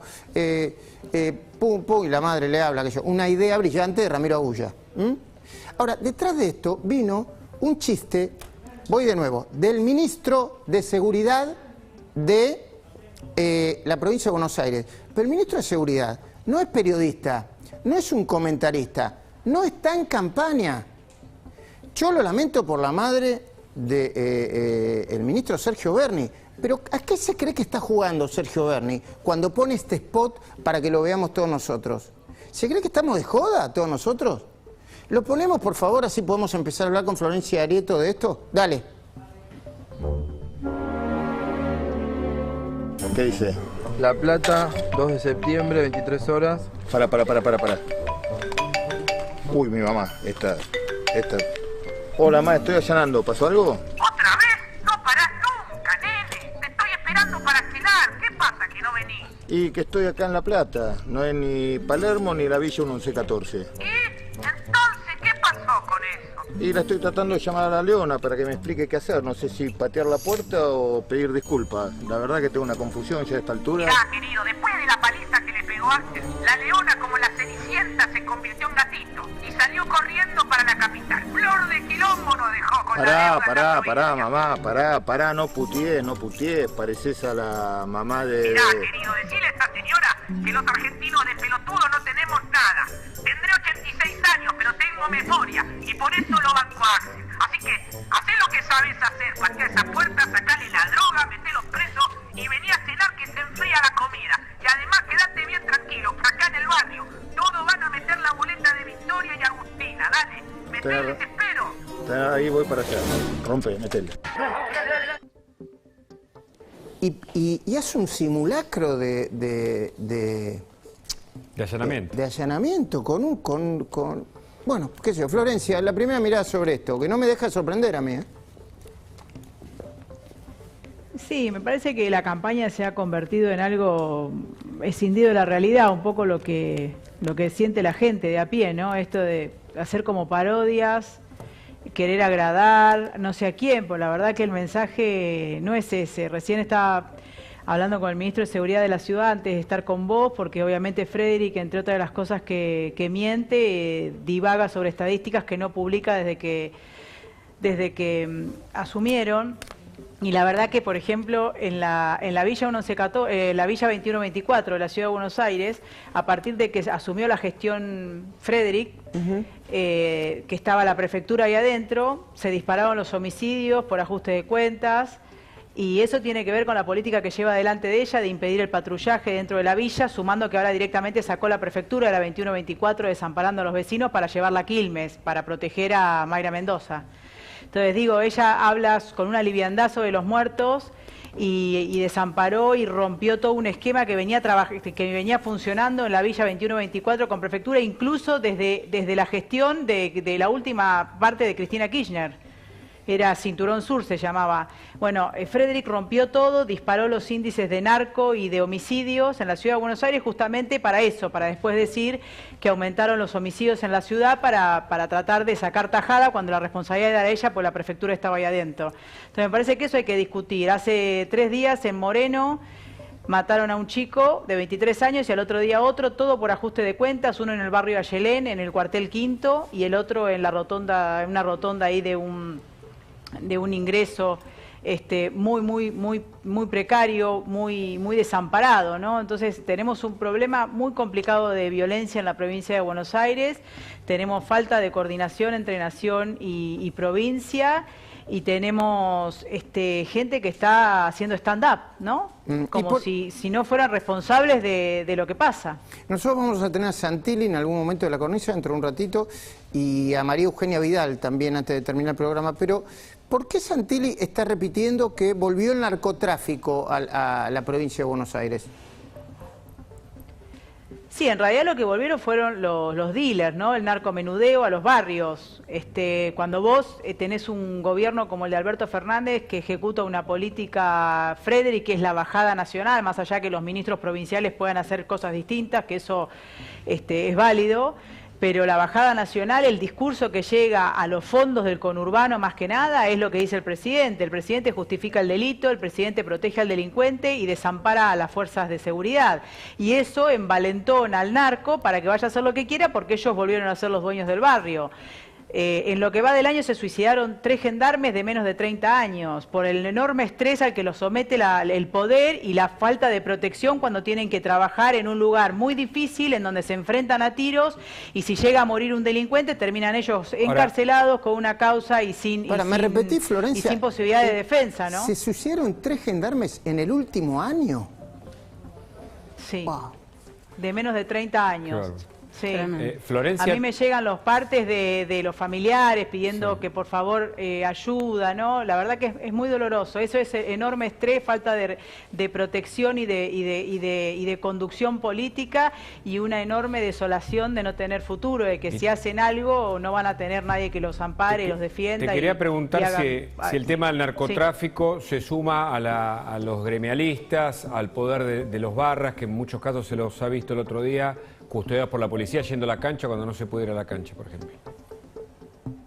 Bueno, es lo que venimos hablando hace mucho, Hugo, de esto. La delincuencia barra hace por lo menos 10 años, desde que el kirchnerismo profundizó su política pro-delincuente, se han convertido en un eslabón estratégico del narcotráfico, porque ellos controlan territorios, por lo tanto controlan la distribución de droga en esos territorios para que nadie se las venga a mexicañar. Entonces, Diceo no es Diceo porque es el jefe de la 12, es porque tiene facciones en esa pirámide que él comanda, porque hay un solo jefe, que responden a distintos territorios. Tenés la barra Almirante Brown, que en La Matanza, corazón de La Matanza, tiene una alianza táctica. Su presidente era barra de la 12, fue el que protegió a Mazzaro cuando estuvo prófugo, y él controla La Matanza con Almirante Brown. Después tenés la facción Merlo, la facción Lomas con el Manco Aravena, un pilar fundamental de todo lo que es digamos la punta de la Salada, que es la espalda del Mercado Central. La Salada es frontera, Lomas de Zamora, La Matanza, espalda de Mercado Central, y el enclave del narco y del contrabando y demás. O sea que en realidad es obvio, y con este gobierno vuelven a sentir que están respaldados, que nadie los va a ir a buscar. Esas son las cosas sobre las que hay que hablar ahora, cuando falta una semana para la campaña. No de garche, de goce. Bueno, si quieren hablemos de eso, pero no en el contexto de la campaña. O de marihuana, que es un tema que hay que discutir. Yo comparto la idea de discutirlo, pero a fondo, no en el medio de la campaña. Florencia, ¿te podemos pedir un favor? Vamos a hacer el cierre de Especial Domingo y la apertura de la cornisa. Antes de mi editorial, ¿nos acompañás unos minutitos más? ¿Sí? Sí, claro, con todo gusto. Agustina y Hugo, gracias por dejarme meterme el programa un ratito. Sabes que es un placer como siempre. Bueno, un gran placer, un gran programa hicieron, como siempre. Gracias. Vamos.